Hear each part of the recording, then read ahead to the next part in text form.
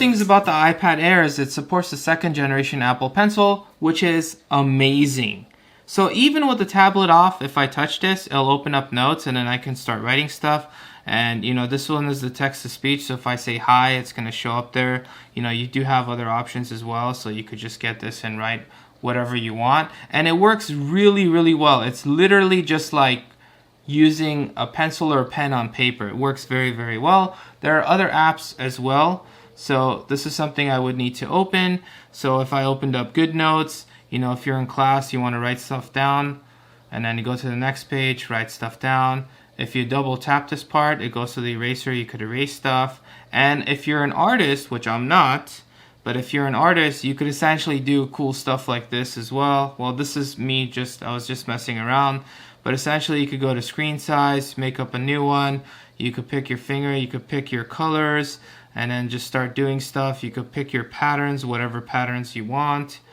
And yeah, it's just a whole bunch of cool stuff you could do with the pencil, or you could do the sketching. You could do with this. You could tell it's like pretty, and then it gets darker and stuff. So it's pretty amazing, and this is some examples of what people have done using this app. And when you're done, put the pencil here and you're good to go. Charges up. Now for the performance aspect of the iPad Air, I wanted to run some numbers, so I got the Geekbench app. I also brought the 5th generation iPad Pro. This is the slightly larger 12.9 inch, but they do have the same exact M1 chip, and you could see that both the single core and the multi-core performances were essentially identical, very, very close to each other. Now as a comparison, I also have my 3rd generation iPad Pro, and I ran a Geekbench test on that, and you could see there's a huge difference between the M1 chip and the A12X Bionic chip. So huge performance gain. So one of the reasons why I brought the iPad Pro was to show you guys the difference between a 60 Hz display and a 120 Hz display. So even though they have the same exact processing power, which you even saw with the Geekbench test with the numbers, when I scroll with this, even though it's smooth and not laggy, I could kind of tell a difference between 60 Hz and 120 Hz even when they're not next to each other. But when they're next to each other, it's very obvious. So we have the 60 Hz and we have the 120 Hz.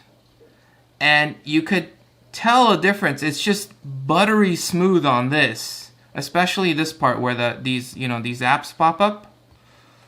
Compared to this one just feels much smoother compared to the iPad Air.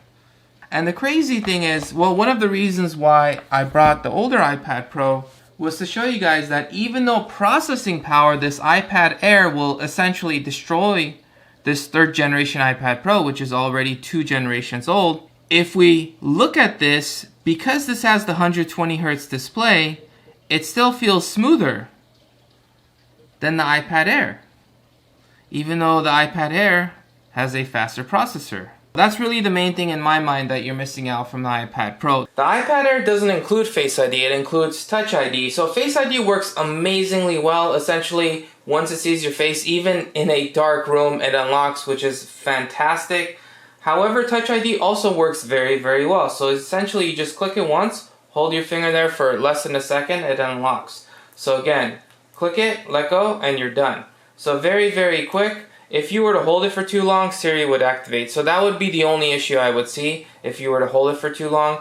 Now for the camera, this is not something I use very often because when I'm taking pictures, it's usually with my phone or sometimes with my actual camera. So on the tablets, I don't really take too many pictures. I actually use the front camera much more than I use the back camera, and that's because of FaceTime. So that I would say that's definitely useful. And it is a single lens, unlike the iPad Pro, which actually has 2 lenses. So with this one, it's pretty good. You know, you take pictures, pretty good quality. One thing I also noticed is it actually focuses pretty quickly. You could see the little letter pencil over there, and if I try to focus on that, it does a pretty good job. I mean, I wouldn't say it's amazing or anything like that, but it's pretty good for a tablet, what I would expect out of a tablet. And this is what the actual front camera looks like, and you can do the super ultra view. Now I'm going to end this video by recording on the iPad Air's front-facing camera in the ultra-wide view. So overall, I would say considering the price of this thing, if you get the 64 GB version, which is the one that I got, for the price, it's phenomenal. Considering the fact that it has the M1 chip, when I played games, it was very, very smooth, no lag or anything like that. When I opened up apps, it was very, very fast. What I would expect from a modern iPad, and I would say it's priced very well considering it's an M1 chip. However, it's always funny because they give you a 64 GB option and then they give you a 256 GB option. It's almost like they want you to upgrade. I mean, they do want you to upgrade. It would be nicer if this was the 128 GB version. Then I think if they did that, I feel like less people would upgrade. But they kind of do this where they kind of get you to upgrade. And then when you're at the $749 price range, now you're basically $50 away from an iPad Pro, which you can get the 120 hertz screen, which looks even more buttery smooth. So in my mind, if you were considering upgrading and you were $50 away from the iPad Pro, I'd probably just get the iPad Pro.